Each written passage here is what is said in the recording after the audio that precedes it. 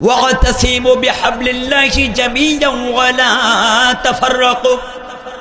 আল্লাহ বলছেন ৩ number quality হলো ঐক্যবদ্ধ হয়ে যাও, একটি প্ল্যাটফর্মে চলে আসো, একতাবদ্ধ হয়ে যাও।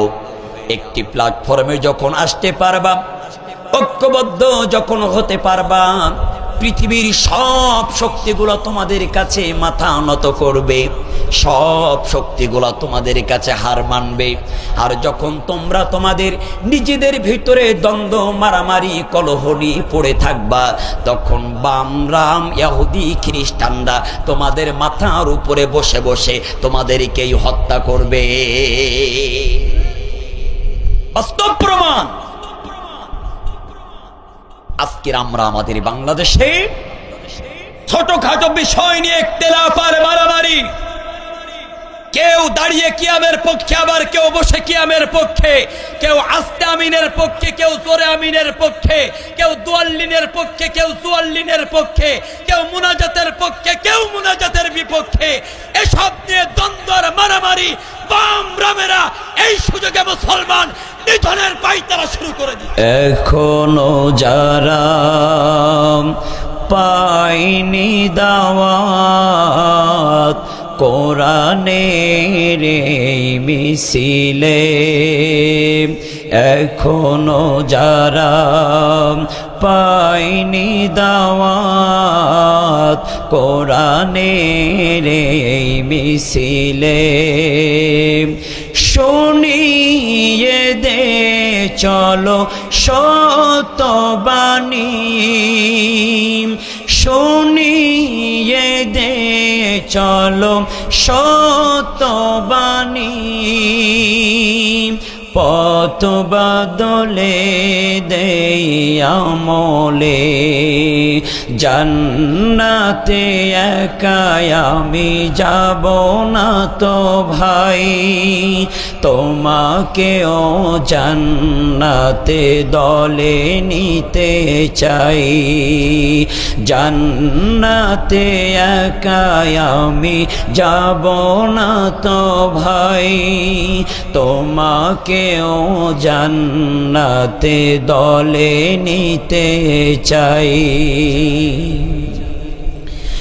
সালাতে আসো যদি প্রতি আজানে, মনে রেখো এলে তুমি ফুল বাগানে, সালাতে আসো যদি প্রতি আজানে, মনে রেখো এলে তুমি ফুল বাগানে, যে বাগে রহম ঝরে হয় রসনাই, যে বাগে রহম ঝরে হয় রসনাই, শুধু তাই, শুধু তাই, আহা শুধু তাই, জান্নাতে একাই আমি যাব না তো ভাই, তোমাকেও জান্নাতে দলে নিতে চাই, জান্নাতে একাই আমি যাব না তো ভাই, তোমাকেও জান্নাতে দলে নিতে চাই। এখন প্রশ্ন করতে পারেন, হুজুর আমার আল্লাহকে ভালোবাসলে আমার আল্লাহ জান্নাত দিবেন, কিন্তু আমার নবীকে ইত্তেবা করলে, অনুকরণ আর অনুসরণ করলে আমার আল্লাহ কি দিবেন? রব্বে কারীম বলেন, গোলাম তোমরা যদি আমার নবীকে ইত্তেবা করো, আমি রব আমার পক্ষ থেকে তোমাদের জন্য স্পেশালি 2টা পুরস্কারের বরাদ্দ করে রেখেছি, ব্যবস্থা করে রেখেছি। 1 নাম্বার পুরস্কার হলো ইউহিব্বুকুমুল্লাহ, আমি আল্লাহ তোমাদের ভালোবাসবো। আর 2 নাম্বার পুরস্কার হলো ওয়ায়াগফির লাকুম যুনুবাকুম, আমি আল্লাহ ওই সকল বান্দাগুলার অতীতের সব গুনাহগুলো ধুয়ে মুছে সাফ করে দেব। কারণ আল্লাহু গফুরুর রহিম, আল্লাহর একটা নাম হলো রহমান, আল্লাহর একটা নাম হলো রহিম, আল্লাহর একটা নাম হলো গফফার, আল্লাহর একটা নাম হলো গফুর। আল্লাহ বলছেন, বান্দা অন্যায় করেছো, গুনাহ করেছো, গুনাহ করতে করতে পাহাড় পরিমাণ গুনাহ করে ফেলেছো, একটা বারের জন্য আমি আল্লাহকে গফফার নাম ধরে ডাক দাও, গফুর নাম ধরে ডাক দাও, রহমান নাম ধরে ডাক দাও, রহিম নাম ধরে ডাক দাও। বান্দা, ডাক দেওয়ার দায়িত্ব তোমার, আর তোমাদের জিন্দেগির গুনাহগুলো মাফ করে দেওয়ার দায়িত্ব আমি আল্লাহর। সুবহানাল্লাহ বলবেন না? সেই রব, সেই আল্লাহ, সেই সৃষ্টিকর্তাকে ডাকার দরকার আছে না নাই? একটু বলেন না, ডাকার দরকার আছে না নাই? তোমাকে ডাকি যদি একবার আল্লাহ, আমাকে কাছে টানো বারবার। তোমাকে ডাকি যদি একবার আল্লাহ, আমাকে কাছে টানো বারবার। যদি পথ ভুলে যাই আমাকে দিও ঠাই, যদি পথ ভুলে যাই আমাকে দিও ঠাই, দিও দিশা এইটুকু আবদার আল্লাহ, আমাকে কাছে টানো বারবার। দুনিয়ার বুকে আমি এক মুসাফির, ভুলে যাই প্রতিদিন গুনাহের জাল। স্বপ্নেরা দল বেঁধে রাতে করে ভিড়, আসবে কি কাঙ্ক্ষিত সোনালি সকাল। হয়ে গেলে পেরেশান ও আমার রহমান, হয়ে গেলে পেরেশান ও আমার রহমান।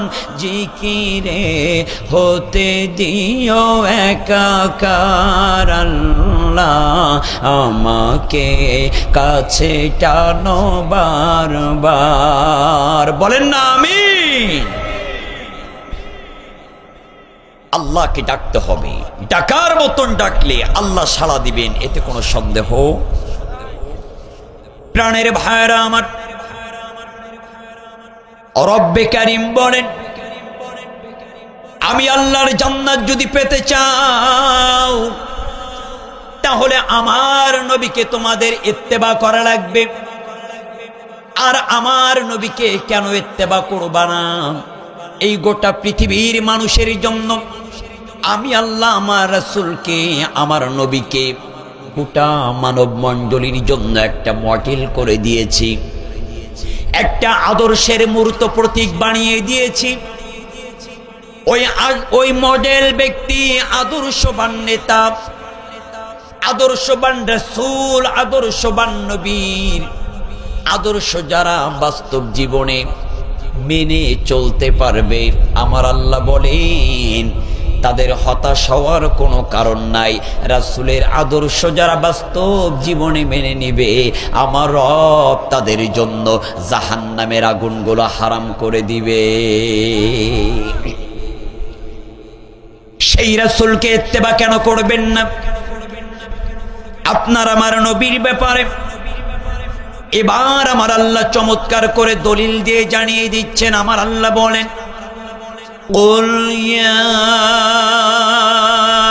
أيها الناس إني رسول الله إليكم جميعا। জোরে বলি আল্লাহু আকবার। 9 নম্বর পারা 7 নম্বর সূরা আরাফের 158 নম্বর আয়াত, 9 নম্বর সাবার 11 নম্বর লাইনের প্রথম অংশ এইটা। আমার আল্লাহ বললেন এই পৃথিবীর মানুষদের জন্য এই পৃথিবীর জমিনে আমি আল্লাহ আমার নবীকে রাসূল করে নবী করে পাঠিয়েছি, আর সেই রাসূলকে নবীকে এই গোটা পৃথিবীর মানুষদের জন্য সুসংবাদদাতা শান্তির বার্তাবাহক করে প্রেরণ করে দিয়েছি। সেটার দলিল আমার আল্লাহ চমৎকার ভাবে কুরআনুল কারীমের মধ্যে নোট করে কোট করে জানিয়ে দিচ্ছেন। আমার আল্লাহ বললেন ওয়ামা আরসালনাকা ইল্লা কাফাতাল লিন্নাসি বাশীরাও ওয়া নাযীরাও ওয়ালাকিন্না আকসারান নাসি লা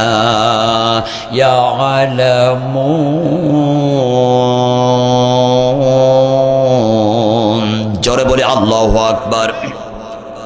22 নম্বর পারা 34 নম্বর সূরা সাবার 28 নম্বর আয়াত, 10 নম্বর সাবার 7 নম্বর লাইনের শেষের অংশ এটা।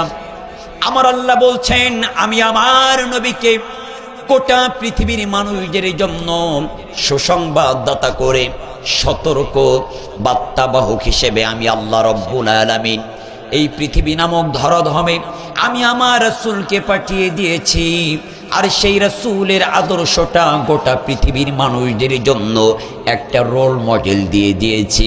ওই রাসূলের আদর্শ যারা বাস্তব জীবনে মানতে পারবে, পালন করতে পারবে, তাদের জন্য আমি রব জান্নাতের উচ্চ মাকাম রেখে দিয়েছি। সেই নবীর আদর্শের ব্যাপারে আমার আল্লাহ এবারে চমৎকার দলিল দিচ্ছেন। আল্লাহ বলেন লাকাদ কানা লাকুম ফি রাসূলিল্লাহি উসওয়াতুন হাসানাহ। 21 নম্বর পারা 33 নম্বর সূরা আহজাবের 21 নম্বর 19 নম্বর সাবার 12 নম্বর লাইনের প্রথম অংশ এটা। আমার আল্লাহ বললেন একমাত্র কেবলমাত্র রাসূলের মধ্যে আমি আল্লাহ রেখেছি উত্তম আদর্শ। সেই রাসূলের আদর্শ যারা বাস্তব জীবনে মানবে তারাই শুধুমাত্র শান্তির পথ পেয়ে যাবে। প্রাণের ভাইরা আমার, আপনার আমার রাসূলের আদর্শের ব্যাপারে এই পৃথিবীর জমিনের অনেক বড় বড় বিজ্ঞানী, অনেক বড় বড় দার্শনিক, অনেক বড় বড় সাহিত্যিক, অনেক বড় বড় লেখক রাসূলের জীবনী নিয়ে গবেষণা করে তারা আত্মসমর্পণ করে কালিমা পড়ে মুসলমান হয়েছেন। তার মধ্যেই পৃথিবীর বুকের একজন বিজ্ঞানী, যেই বিজ্ঞানীটা রাসূলের জীবনী গবেষণা করে রাসূলের আদর্শের ব্যাপারে জাতির মানুষের কাছে স্পষ্ট সার্টিফিকেট দিয়েছেন। এই বিজ্ঞানীটার নাম হলো ঐতিহাসিক উইলিয়াম মুরস। এই উইলিয়ামস মুর বলেন he was the mastermind not only of his one egg but of all was. পৃথিবীর মানুষ শোনো, একমাত্র কেবলমাত্র নবী মুহাম্মাদের আদর্শের মধ্যে শান্তি রয়েছে। নবী মুহাম্মাদের আদর্শ ব্যতীত লেনিনের আদর্শের মধ্যে শান্তি নাই, কার্ল মার্ক্সের আদর্শের মধ্যে শান্তি নাই, মাও সেতুংয়ের আদর্শের মধ্যে শান্তি নাই, কারোর বাবার আদর্শের মধ্যে শান্তি নাই, আবার কারোর স্বামীর আদর্শের মধ্যে শান্তি নাই। একমাত্র কেবলমাত্র শান্তি রয়েছে আখিরি জামানার পয়গম্বর নবী মুহাম্মদ রাসূলুল্লাহ। আওয়াজ দিয়ে বলি সাল্লাল্লাহু আলাইহি ওয়াসাল্লাম। মনে রাখবেন এই পৃথিবীর জমিনে অসংখ্য নেতা এসেছে এবং অসংখ্য নেতা আসবে, কিন্তু রাসূলের মতন আদর্শের মূর্ত প্রতীক নেতা এই পৃথিবীর জমিনে আর একজন আবির্ভাব হবে না। আমরা বিগত দিনে আমার দেশে অনেক নেতাদের ক্যারেক্টার আর চরিত্র দেখেছি, যাদের চরিত্রগুলো দিনের বেলায় এক আর রাতের বেলায় এক, জনগণের সামনে এক আর ঘরের ভিতরে আর এক। কথা বলেন না কেন? এমন নেতা ছিল যারা ছিল দুর্নীতিবাজ, যারা ছিল চাঁদাবাজ। বিগত দিনে আমরা দেখেছি হাসপাতালের জানালার কাপড়ের নামে লক্ষ কোটি কোটি টাকা আত্মসাৎ আমার বাংলাদেশে হয়েছে। বালিশের নামে লক্ষ কোটি কোটি টাকার কেলেঙ্কারির আত্মসাৎ ও নামে লক্ষ কোটি কোটি টাকা আত্মসাৎ আমার বাংলাদেশে হয়েছে। করোনার সময় যখন তেলগুলা চাউলগুলা নেতাদের কাছে দিয়েছে, তেলের বোতলগুলা নেতার খাটের নিচে পাওয়া যায়, চাউলগুলা নেতার খাটের নিচে পাওয়া যায়। বলেন তো এমন নেতা আমরা দেখেছিলাম কিনা? কি আদর্শ! আরে ভাই, এখন আমার বাংলাদেশের কিছু বাবুস পাগল ছাগল কিছু পাবলিক আছে, এখনো তারা আফসোস করে। আমি তাদের ভাষায়, আমি আমার ভাষায় বলি, এরা হলো আফসোস লীগ। কথা বলেন না কেন? আফসোস করে বলে আগেই যা ছিল সেটাই ভালো ছিল, আগে আফা ছিল সেটাই ভালো ছিল, আফসোস করে বলে। সুতরাং এরা এখনো বোকার স্বর্গে বসবাস করছে। বিশ্বাস করেন, আপনার নেতা আপনাকে পুঁজি করে, তারা লক্ষ কোটি কোটি টাকা আত্মসাৎ করে তারা আজকের সিঙ্গাপুরে বাড়ি তৈরি করেছে, ভারতের বুকে বাড়ি তৈরি করেছে, ওই কানাজার বেগম পাড়ে বাড়ি তৈরি করেছে। আপনার নেতা আপনাকে পুঁজি করে, আপনার যদি বিবেক থাকে ওই নেতাদের মুখে লাথি মেরে ওই দল ত্যাগ করে এই মুহূর্তে আপনার উচিত। আর নেতা তো আমার বাংলাদেশে আমরা বিগত দিনে দেখেছি। বাংলাদেশ জামাত ইসলামীর দুইজন মন্ত্রী ছিল আমার বাংলাদেশে। এক নাম্বার হলো মাওলানা মতিউর রহমান নিজামী, আর একজন হলেন আলী আহসান মোহাম্মদ মুজাহিদ। তারা যখন মন্ত্রণালয়ের দায়িত্ব ছিলেন, আল্লাহু আকবার, বাটি চালান দিয়েও পর্যন্ত তাদের মন্ত্রণালয়ের মধ্যে 1 টাকার দুর্নীতি পায় নাই। আগামীর বাংলাদেশ যদি একটা সুখী সমৃদ্ধশীল দুর্নীতিবাজ মুক্ত, চাঁদাবাজ মুক্ত, দখলদার মুক্ত বাংলাদেশ দেখতে চান, আল্লাহর কোরআনটা পার্লামেন্টে নেওয়ার বিকল্প অন্য কোনো রাস্তা নয়। আর সেটাই হবে আপনাদের সার্বিক সহযোগিতা এবং সমর্থনের মাধ্যম দিয়ে যোগ্য মানুষগুলা ওই জায়গায় যদি আমরা পাঠাইতে পারি, আল্লাহ হয়তো আপনার আমার উপরে রহমত বরকত নাজিল করবেন। আগামী দিনে যোগ্য প্রার্থী পেয়েছেন, এই যোগ্য প্রার্থী পেয়েছেন আপনারা দেবতার মানুষ, মুহাদ্দিস, হাফেজ, মুফতি মাওলানা রবিউল বাশার হুজুর। এই মানুষগুলাকে আমরা পার্লামেন্টে নিতে চাই। আল্লাহ কবুল করুক বলে আল্লাহুম্মা আমিন। যাদের ভিতরে কোনো দুর্নীতি নাই, যাদের ভিতরে কোনো চাঁদাবাজি থাকবে। আল্লাহর গোলামেরা ভালো করে বোঝার চেষ্টা করবেন, আপনার আমার রাসূলকে ইত্তেবা করা লাগবে। এখন প্রশ্ন হলো, রাসূলকে যে আমরা ইত্তেবা করব, অনুকরণ অনুসরণ করব, প্রাণের ভাইরা, আমার আল্লাহ বলছেন, বান্দা শোনো, এই পৃথিবীর জমিনে অনেক মানুষের আগমন ঘটবে, যাদের বক্তব্য হবে আমরাই প্রকৃতি পক্ষে খাঁটি আশেক, আমরাই হলাম রাসূল প্রেমিক, আমরাই একমাত্র খাঁটি দল, আমরাই একমাত্র জান্নাতি দল। আমার আল্লাহ বলছেন, তোমরাই একমাত্র জান্নাতি দল কিনা, আবার তোমরাই খাঁটি দল কিনা, আবার তোমরাই প্রকৃতি পক্ষে রাসূলের আশেক কিনা, এত কিছু জানি না। কিন্তু আমার আল্লাহ বলছেন, শোনো বান্দা শোনো, আমি রব খাঁটি আশেক যদি হতে চাও, খাঁটি দল যদি চিনতে চাও, খাঁটি দলের নেতা যদি চিনতে চাও, জান্নাতি দল যদি দেখতে চাও, তাহলে অবশ্যই তাদের মধ্যে 4টা কোয়ালিটি, 4টা গুণ থাকা লাগবে। একটু আওয়াজ দিয়ে হাত তুলে বলেন তো কয়টা? মনে রাখবেন, এই 4টা কোয়ালিটি যেই দলের মধ্যে থাকবে ওই দলটা হবে জান্নাতি দল। এই 4টা কোয়ালিটি যেই নেতার মধ্যে থাকবে ওই নেতা আপনাকে আমাকে জান্নাতের দিকে মানুষদেরকে আহ্বান করবেন। আর এই চারটা কোয়ালিটির একটাও যার ভিতরে বাদ থাকবে, ওটা সিটার, ধান্দাবাজ, প্রতারক, মিথ্যাবাদী ছাড়া আর কিছু হতে পারে না। আমার আল্লাহ বলছেন আমি চারটা গুণ দিয়ে দিলাম, চারটা কোয়ালিটি দিলাম। তার মধ্যে এক নাম্বার কোয়ালিটি হলো তারা কুরআনুল কারীমের দাওয়াত দিবে এবং কুরআনুল কারীমের দাওয়াতগুলো গ্রহণ করবে। আল্লাহ দলিল দিচ্ছেন, আল্লাহ বলেন উদউ ইলা সাবিলি রাব্বিকা বিল হিকমাতি ওয়াল মাউইযাতিল হাসানা।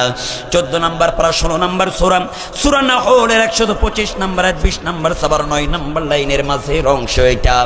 আল্লাহ বলছেন তাদের এক নাম্বার কোয়ালিটি হলো তারা কুরআনুল কারীমের দাওয়াত দিবে আর কুরআনুল কারীমের দাওয়াতগুলো তারা গ্রহণ করবে। একটু ভালো করে বুঝবেন, আজকের আমি রুস্তম আলী তাওহীদি কুরআনুল কারীমের কথাগুলো বলছি আর আপনারা শ্রোতারা চাতক পাখির মতন কোরআনের আলোচনাগুলো শুনছেন। একটু আওয়াজ দিয়ে বলেন তো দেখি, আজকের এক নাম্বার গুণ, এক নাম্বার কোয়ালিটি বক্তার শ্রোতার মধ্যে আছে না? না, একটু মিল করে নিবেন। তাহলে এক নাম্বার কোয়ালিটি হলো কুরআনুল কারীমের দাওয়াত দিতে হবে আর গ্রহণ করতে হবে। 2 নাম্বার ব্যক্তি আর সমাজ জীবন পরিবর্তন করতে হবে। আপনি নিজেই পরিবর্তন হলেন অথচ সমাজ পরিবর্তনের জন্য আন্দোলন করলেন না, কাজ করলেন না। আবার সমাজ পরিবর্তনের জন্য কাজ করলেন কিন্তু নিজেই পরিবর্তন হলেন না। আমার আল্লাহ বলেন লিমা তাকুলুনা মা লা তাফআলুন। এরা মুখে বলে এক কথা আর অন্তরের মধ্যে আর এক কথা। আসমানের নিচের জমিনের উপরে এদের চাইতে টাটকা হাইব্রিড জাতের মুনাফিক আর একটাও না।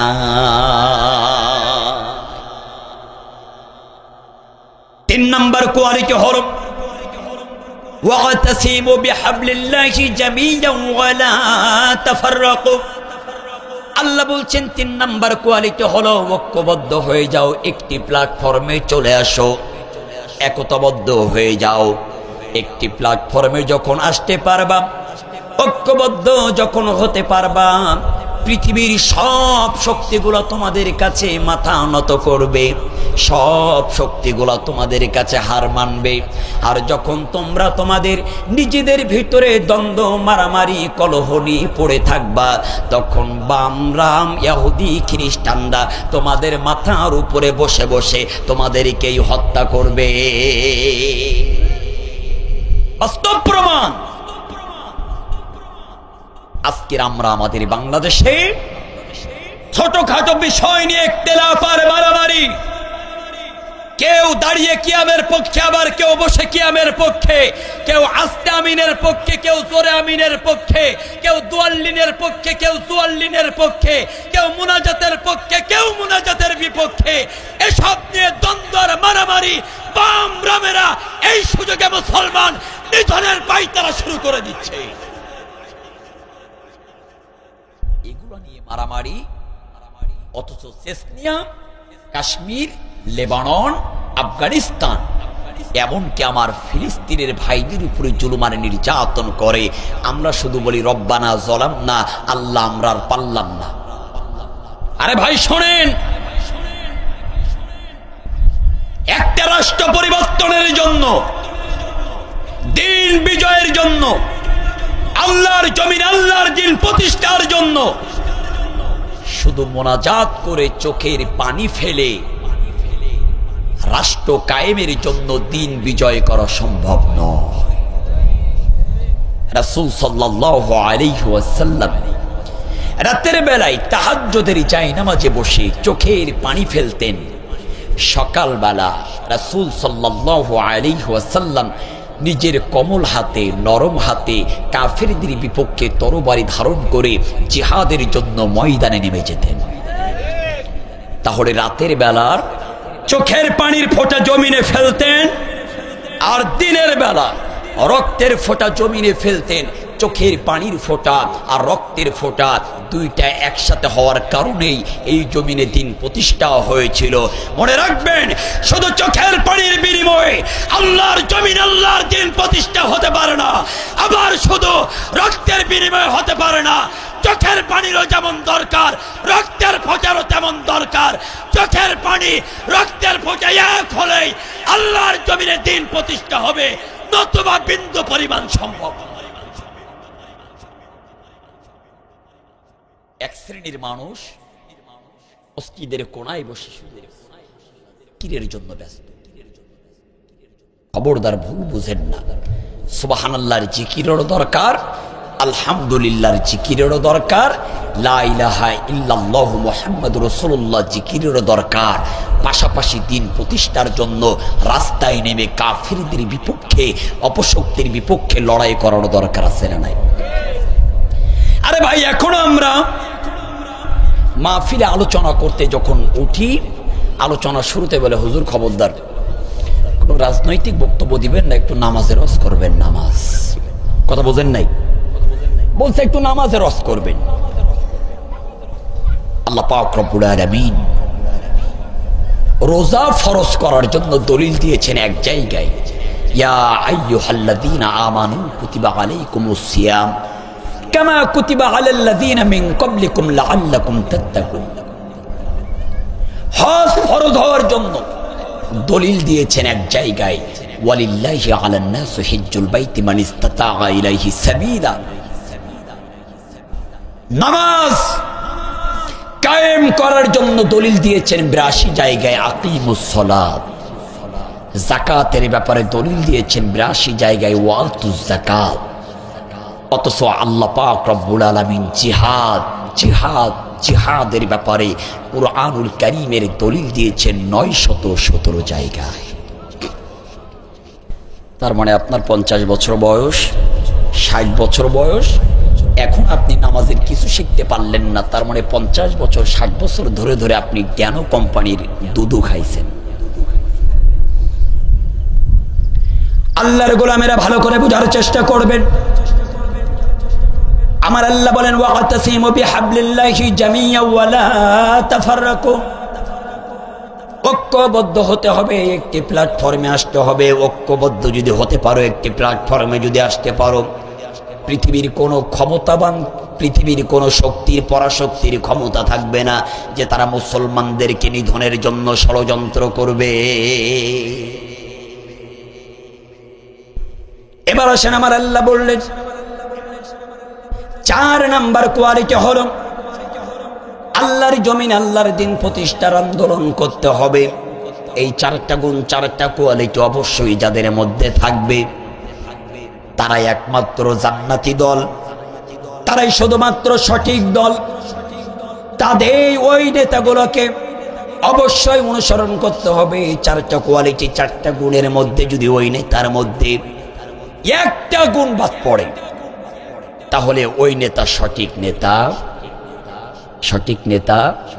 আমাদের সমাজের নেতাগুলো দেখবেন ১ নাম্বার কোয়ালিটি মানতে রাজি, ২ নাম্বারটাও মানতে রাজি, ৩ নাম্বারটাও মানতে রাজি, কিন্তু ৪র্থ নাম্বার যখনই বলা হয় আল্লাহর জমিন, আল্লাহর দিন প্রতিষ্ঠার আন্দোলন করতে হবে, তখনই বলে হুজুর রাজনৈতিক বক্তব্য দিচ্ছে।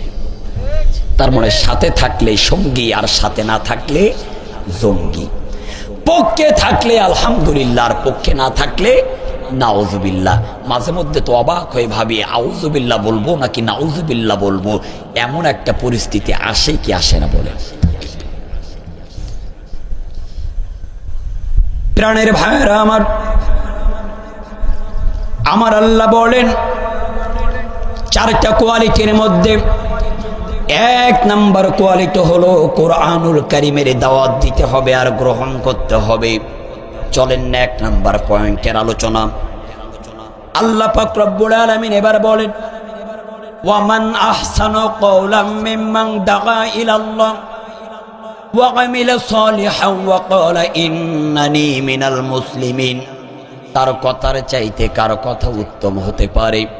যিনি মানুষদেরকে কল্যাণের দিকে ডাকে, ভালো কাজের দিকে ডাকে, আর জাতির মানুষের কাছে ঘোষণা দেয় ওয়া ক্বালা ইন্নানি মিনাল মুসলিমিন, আমরা মুসলমানদের দলভুক্ত হয়ে গেলাম, মুসলমানদের অন্তর্ভুক্ত হয়ে গেলাম।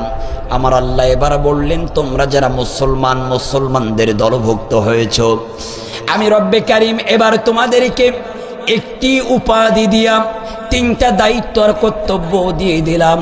এক নাম্বার তোমাদের যে উপাধি সেইটা হলো, আল্লাহ বলেন, কুনতুম খায়রা উম্মাতিন উখরিজাত লিন-নাস তা'মুরুনা বিল মা'রুফ ওয়া তানহাউনা আনিল মুনকার ওয়া তু'মিনুনা বিল্লাহ। আল্লাহ বলছেন, কুনতুম খায়রা উম্মাতিন উখরিজাত লিন-নাস, আমি আল্লাহ তোমাদেরকে পৃথিবীর জমিনে যারা মুসলমান বলে দাবি করেছ তোমাদেরকে উত্তম জাতি করে প্রেরণ করেছি। আর হে উত্তম জাতি, তোমাদের তিনটা দায়িত্ব দিলাম। এক নাম্বার দায়িত্ব হলো তা'মুরুনা বিল মা'রুফ, তোমরা সৎ কাজের আদেশ করবা। দুই নাম্বার ওয়া তানহাউনা আনিল মুনকার, অসৎ কাজের নিষেধ করবা। আর তিন নাম্বার ওয়া তু'মিনুনা বিল্লাহ, আল্লাহর প্রতি ঈমান আনবা। আমার আল্লাহ পাক রব্বুল আলামিন এই জায়গায় কুরআনুল কারীমের দাওয়াতের ব্যাপারে বলেছেন। এবার আমার আল্লাহ সূরা মাঈদার মধ্যে আরো সুন্দর করে দাওয়াতের ব্যাপারে চমৎকার বক্তব্য দিচ্ছেন। আল্লাহ বললেন, ইয়া আইয়ুহার রাসূল বাল্লিগ মা উনজিলা ইলাইকা মির রাব্বিক। আল্লাহ বললেন, ইয়া আইয়ুহার রাসূল, হে রাসূল, বাল্লিগ, আপনি পৌঁছায় দিন মা উনজিলা ইলাইকা মির রাব্বিক, আমি আল্লাহর পক্ষ থেকে আপনার কাছে যে কিতাব দিয়েছি, আপনি সেই কিতাবটা জাতির মানুষের কাছে পৌঁছায় দিন। আল্লাহ পাক রব্বুল আলামিন জাতির মানুষকে বললেন, হে পৃথিবীর মানুষ, আমার রাসূলের উপরে কুরআনুল কারীম দিয়েছি, আর সেই কোরআনটা তোমাদের কাছে পৌঁছায় দেওয়া হবে। অবশ্যই সেই দাওয়াতটা তোমরা গ্রহণ করে নিবা।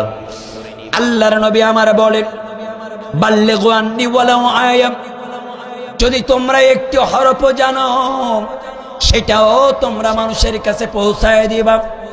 কারণ খায়রুকুম মান তাআল্লামাল কুরআন ওয়া আল্লামা, আসমানের নিচে আর জমিনের উপরে ওই ব্যক্তি সবচাইতে উত্তম যেই ব্যক্তি নিজেই কোরআন শিক্ষা করে অপরের কাছে পৌঁছায় দেয়।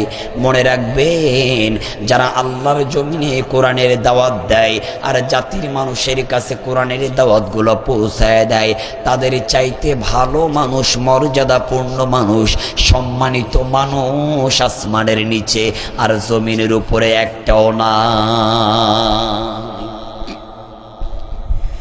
এই জন্য কোরআনের দাওয়াতের বিকল্প অন্য কোনো রাস্তা নাই। আমার আল্লাহ তার নবীকে বলেন, ওয়ালাকাদ বাআসনা ফি কুল্লি উম্মাতির রাসূলা আন ইবুদুল্লাহ ওয়াজতানিবুত তাগুত। হে নবী, এতদিন পর্যন্ত আপনি মসজিদের মধ্যে দাওয়াত দিয়েছেন, আমি আল্লাহ কিছুই বলি নাই। খানকায় বসে মুরিদ বানিয়েছেন, কিছুই বলি নাই। এবার আপনি আপাতত মসজিদটা ছেড়ে ময়দানে নেমে যান, খানকাটা ছেড়ে ময়দানে নেমে যান, আর আমি আল্লাহর কালিমার দাওয়াত করে জাতির মানুষের কাছে পৌঁছায়া দেন। আল্লাহর নবী আর দেরি করলেন না, কোরআনের দাওয়াত দেওয়ার জন্য, কালিমার দাওয়াত দেওয়ার জন্য ময়দানে নেমে পড়লেন। হাঁটি হাঁটি পা পা করে করে আস্তে আস্তে রওনা হয়েছেন। রওনা হতে হতে তায়েফের ময়দানে চলে গেল। আল্লাহর নবী আমার তায়েফের ছেলেদেরকে ডাক দিয়ে বলেন, ও তায়েফের ছেলেরা, আমি আব্দুল্লাহর বেটা মুহাম্মদ, আমি যদি তোমাদেরকে বলি ওই যে বিশাল বড় পাহাড় দেখা যায়, ওই পাহাড়ের পাদদেশে একদল শত্রু সৈন্য সংখ্যারা আধুনিক অস্ত্র শস্ত্র নিয়ে বসে আছে, এটা কি তোমরা বিশ্বাস করবা? এটা কি তোমরা মানবা? তায়েফের ছেলেরা ডাক দেয়, ওগো মুহাম্মদ, আমরাই তো তোমার নাম দিয়েছি আল আমিন। কেননা আমরা জানি দীর্ঘ 40টা বছরের মধ্যে তোমার পবিত্র জবান দিয়া একটা দিনের জন্য, একটা ঘন্টার জন্য, একটা মিনিটের জন্য, একটা সেকেন্ডের জন্য মিথ্যা বাহির হয় নাই। সুতরাং আজকেও তোমার পবিত্র জবান দিয়া মিথ্যা বাহির হতে পারে না। আল্লাহর নবী আমার তায়েফের ছেলেদের এই কথা শুনে আর দেরি করলেন না, তাইফের ছেলেদেরকে বললেন, ও তাইফের ছেলেরা, তাহলে আজকে থেকে লাত মানত হবলের পূজা করা যাবে না, আগুন পূজা করা যাবে না, গাছপালার পূজা করা যাবে না, একমাত্র কেবলমাত্র ওই রব, যেই রব তোমাকে আমাকে সৃষ্টি করেছেন, তোমার হায়াতের মালিক, তোমার মৌতের মালিক, ওই রবের ইবাদত, ওই রবের বন্দেগী, ওই রবের গোলামি, ওই রবের দাসত্ব করতে হবে। আল্লাহর নবী এই কথা বলতে দেরি তাইফের ময়দানের দুষ্ট ছেলেরা তাইফের ময়দান থেকে পাথরগুলো তুলতে দেরি করলেন না। পাথরগুলো তুলে আল্লাহর নবীর দিকে বৃষ্টির ফোঁটার মতন মারা শুরু করে দিলেন।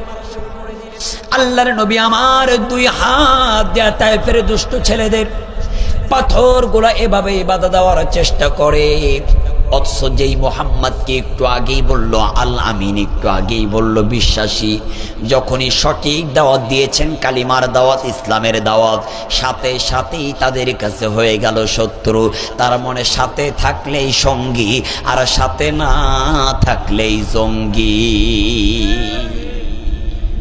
মোহাম্মদ সব ঠিক আছে, তুমি ভালো মানুষ, কিন্তু আমাদের দেবদেবী লাত মানত হবলের পূজা করা যাবে না, এটাই বলেছো, এই জন্য তোমার দিকে পাথর মারা শুরু করে দিলাম, এই জন্য তুমি সবচাইতে খারাপ মানুষ। আমরাও বিগত দিনে দেখেছিলাম যারাই বলতো দৈন্তুসাই সাইদি, তুই রাজাকার, তুই রাজাকার, সারাদিন জিকির করতো সাইদি রাজাকার, সাইদি রাজাকার, সাইদি রাজাকার। অথচ এমনও পাবলিক দেখেছি ঘুমানোর আগে সেই সাইদির ওয়াজ না শুনলে তাদের ঘুম আসতো না। আরে ভাই, আল্লামা দেলোয়ার হোসেন সাইদি শুধু বাংলাদেশের মানুষের গর্ব নয়, আল্লামা দেলোয়ার হোসেন সাইদি গোটা পৃথিবীর মানুষের গর্ব। আল্লামা দেলোয়ার হোসেন সাইদি একটা ব্র্যান্ড, আল্লামা দেলোয়ার হোসেন সাইদি ছিল একটা ইতিহাস, আল্লামা দেলোয়ার হোসেন সাইদি ছিল একটা নাম।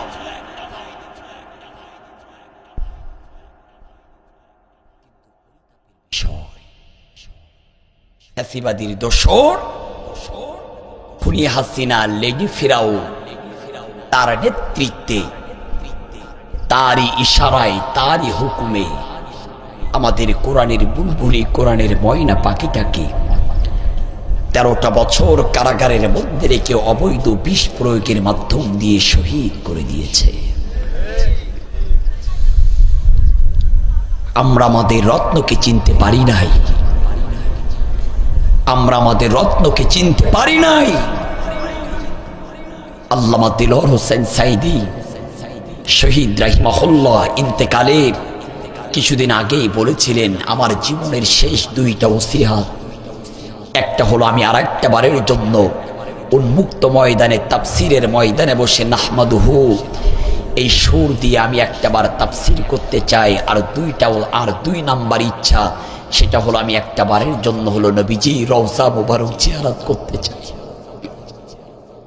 কিন্তু নিষ্ঠুর ফ্যাসিবাদীর দোসর সহ্য করতে পারেন নাই, যেই কারণে তাকে অবৈধ বিষ প্রয়োগের মাধ্যম দিয়ে শহীদ করেছে।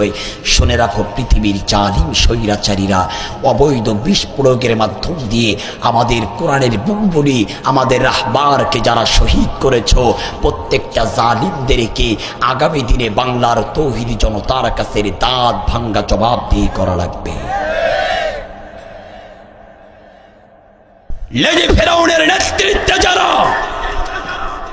আলেমদের নামে মামলা দিয়েছ, আলেমদেরকে গুম করেছ, আলেমদেরকে খুন করেছ, একটাও জালেমদের ছাড় দেওয়া হবে না। আচ্ছা ভাই, আপনারা কেউ ফেরাউনকে দেখছিলেন চোখে? নমরুদকে, আবু জাহেলকে? আমরা ফেরাউনকে দেখি নাই, আবু জাহেলকে দেখি নাই, নমরুদকে দেখি নাই, কিন্তু আমার বাংলার জমিনে লেডি ফেরাউনকে দেখছিলাম। তার মানে মাল একই, শুধু মডেল ভিন্ন। ওরা হলো পুরুষ আর এটা হলো মহিলা। কথা বুঝতে পেরেছেন? প্রাণের ভাইয়েরা আমার,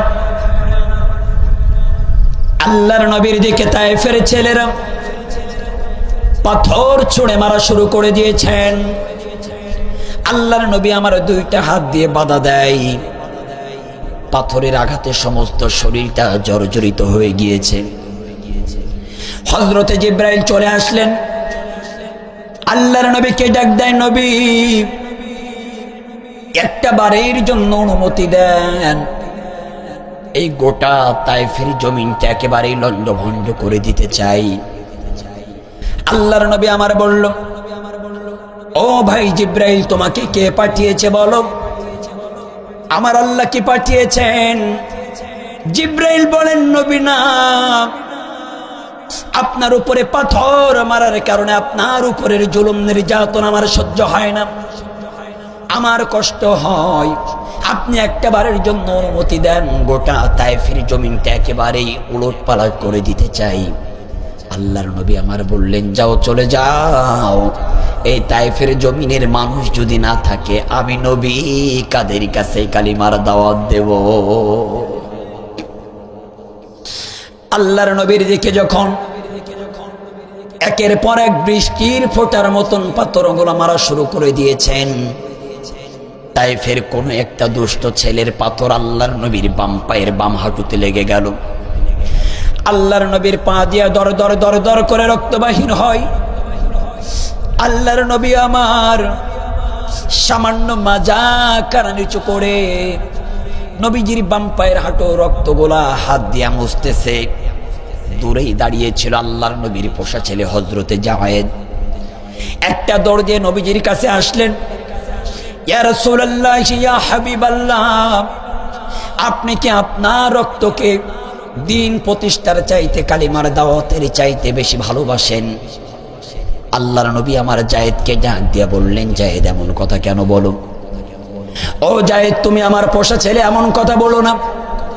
তুমি যদি আজকের এমন কথা বলো, কঠিন হাসরের ময়দানে আমার আল্লাহর কাছে আমার আসামির কাঠগড়ায় দাঁড়ানো লাগবে রে জায়েদ।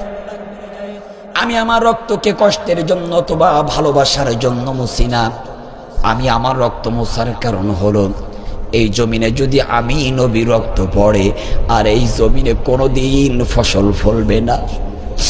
আর যদি ফসল না ফলে, তাহলে পরবর্তী প্রজন্ম যারা আসবে তাদের খাদ্যের অভাব পড়বে, খাদ্যের ঘাটতি পড়বে। আর খাদ্যের অভাব আর খাদ্যের ঘাটতি যখন পড়বে, তারা না খেয়ে অনাহারে মারা যাবে। তখন আমি রাসূল কাদের কাছে কালিমার দাওয়াত দেব? তায়েফের ছেলেদের পাথরের আঘাতে আল্লাহর নবী আমার একবার নয়, দুইবার নয়, তিনবার জমিনের মধ্যে লুটিয়ে পড়ে বেহুশ হয়েছেন। তৃতীয়বারের মাথায় হযরতে জায়েদ নবীজির কাছে এসে বলেন, ইয়া রাসূলুল্লাহ, ইয়া হাবিবাল্লাহ, চলেন আমরা বাড়ির দিকে চলে যাই। আল্লাহ রাসূলকে যখন বাড়ি নেওয়ার জন্য হযরতে জায়েদ প্রস্তুতি গ্রহণ করেছেন, রাসূল সাল্লাল্লাহু আলাইহি ওয়াসাল্লাম উঠে দাঁড়ানোর চেষ্টা করেছেন, কিন্তু পায়ে বল নাই। আল্লাহর নবী আমার জমিনে লুটিয়ে পড়ে হযরতে জায়েদের আর বুঝতে বাকি রইলেন না, নবীজি এত বেশি মার খেয়েছেন, এত বেশি অসুস্থ হয়ে পড়েছেন। হযরতে জায়েদ রাসূলকে উঠে দাঁড় করিয়েছেন, রাসূলের সিনার সাথে জায়েদের সিনাটা লাগিয়ে হযরতে জায়েদের বাহুর উপরে রাসূলের মাথাখানা দিয়ে আস্তে আস্তে আস্তে আস্তে নবীজির জীর্ণ শীর্ণ কুটিরের দিকে রওনা হয়েছেন। আল্লাহর নবীর জীর্ণ শীর্ণ কুটিরের মধ্যে আল্লাহর নবীকে রাখা হলো। আল্লাহর নবীর চারটা কন্যা, জয়নাব, রুকাইয়া, কুলসুম। জয়নাব, রুকাইয়া, কুলসুম আর মা ফাতিমাতুজ জোহরা, চারটা মেয়েকে সংবাদ দেওয়া হলো। জয়নাব চলে এসেছেন, রুকাইয়া চলে এসেছেন, কুলসুম চলে এসেছেন। বাবার এই মর্মহন্তিক দৃশ্য দেখে তারা তো এক পর্যায়ে তায়েফের সাথে যুদ্ধ করার মতন পরিকল্পনাও শুরু করে দিয়েছেন, যে আমার বাবার মতন এত নরম মনের মানুষ, তাকে মেরে রক্তে রঞ্জিত করে দিয়েছে। অথচ আমার বাবা যখন আরবের উত্তপ্ত বালুর উপর দিয়ে হাঁটতে হাঁটতে যেতেন, রাসূলের শরীরের উপরে যেন প্রচন্ড সূর্যের তাপগুলো লেগে শরীর থেকে রক্তগুলা পানি হয়ে ঘামগুলো যেন না বাহির হয়, নবীজি আমার যেন কষ্ট না পাই, এই জন্য আল্লাহ পাক রব্বুল আলামিন রাসূলের মাথার উপরে সার্বক্ষণিকের জন্য একটা মেঘমালা রাখতেন। ওই মেঘমালাতে আল্লাহর নবীর ছায়ার মতন সাথে সাথেই থাকতেন, যাতে করে আল্লাহর নবী আমার কোনো কষ্ট না পায়। যেই নবীর শরীরে একটা মশা মাছি পর্যন্ত বসা আমার আল্লাহ হারাম করে দিয়েছিলেন, কালিমার দাওয়াত দেওয়ার কারণে সেই রাসূল রক্তে রঞ্জিত হয়ে বাড়িতে লুটিয়ে পড়েছেন। 4টা কন্যা সন্তান জয়নাব, কুলসুম, রোকাইয়া চলে আসলেন। কিছুক্ষণ পরে মা ফাতেমা তো জোহরাও চলে আসলেন। আল্লাহর নবীর এই দৃশ্য দেখে চোখ দিয়ে টপ টপ করে পানি পড়ে, আর একটা বাটির মধ্যে কিছু জয়তুনের তেল নিয়া আর একটা নেকড়া ভাঙা নিয়া ওই জয়তুনের তেলে নেকড়াটা দিয়া শরীরের রক্তগুলা মুছে দেয়, আর আল্লাহর নবীর শরীরের জুব্বা মুবারক গুলো আস্তে আস্তে ছাড়িয়ে দেয়। আল্লাহর নবীর শরীরের রক্তগুলা যখন মুছে দেয়, আল্লাহর নবী আমার একটু আরাম পায়। রক্তগুলো যখন মুছে দেয়, আল্লাহর নবী একটু আরাম পায়। ঠিক এমত অবস্থায় নবীজির একটু কাঘুম মতন চলে এসেছেন। রাসূল সাল্লাল্লাহু আলাইহি ওয়াসাল্লাম যখন শরীরে রক্তগুলা মুছে দেওয়া হচ্ছে, আল্লাহর নবী একটু আরাম পাচ্ছেন। হঠাৎ করে একটু কাঘুম মতন চলে এসেছেন। আলোচনাটা একটা ইন্টারেস্টিং ছিল, সেটা হলো রাসূল সাল্লাল্লাহু আলাইহি সাল্লামের কন্যা কয়টা? জয়নাব, রুকাইয়া, কুলসুম আর মা ফাতিমাতুজ জোহরা।